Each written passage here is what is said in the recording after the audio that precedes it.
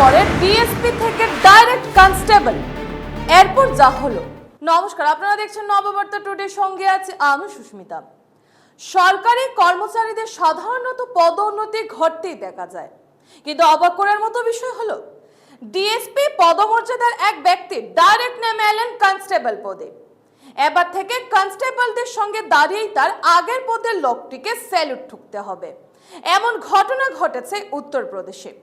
DSP পদ থেকে তাকে নামিয়ে আনা হয়েছে কনস্টেবল পদে। ডিএসপি পদ থেকে শটান কনস্টেবল পদে নেমে আসার পেছনে কি কারণ রয়েছে জানা গেছে।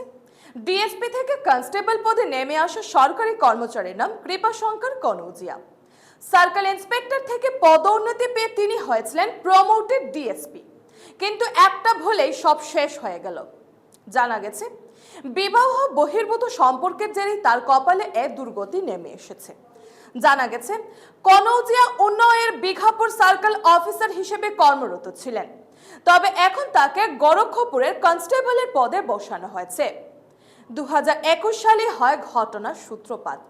ওই বছরের জুলাই মাসে পারিবারিক কারণ দেখিয়ে ছুটি নেন কৃপাশঙ্কর। সকলেই জানেন তিনি ছুটিতে আছেন, তবে স্ত্রীর নিখোঁজ সংক্রান্ত অভিযোগ জমা পড়ার পর সকলেই নড়ে চড়ে বসেন। কৃপাশঙ্করের স্ত্রী উন্নয়নের এসপির দ্বারস্থ হয়ে জানান যে তার স্বামী নিখোঁজ। এরপরে কৃপাশঙ্করের খোঁজে নামে পুলিশ। বেরিয়ে আসে আসল রহস্য। একটা হোটেল থেকে আপত্তিকর অবস্থায় এক মহিলা কনস্টেবল সহ তাকে পাকড়াও করা হয়। এরপর শুরু হয় তদন্তে কৃপাশঙ্করের বিবাহ বহির্ভূত সম্পর্ক থাকার বিষয়টি ধরা পড়ে। এরপর শাস্তি স্বরূপ তাকে ডিএসপি পদ থেকে নামিয়ে ডাইরেক্ট কনস্টেবল পদে নিয়ে আসা হয়।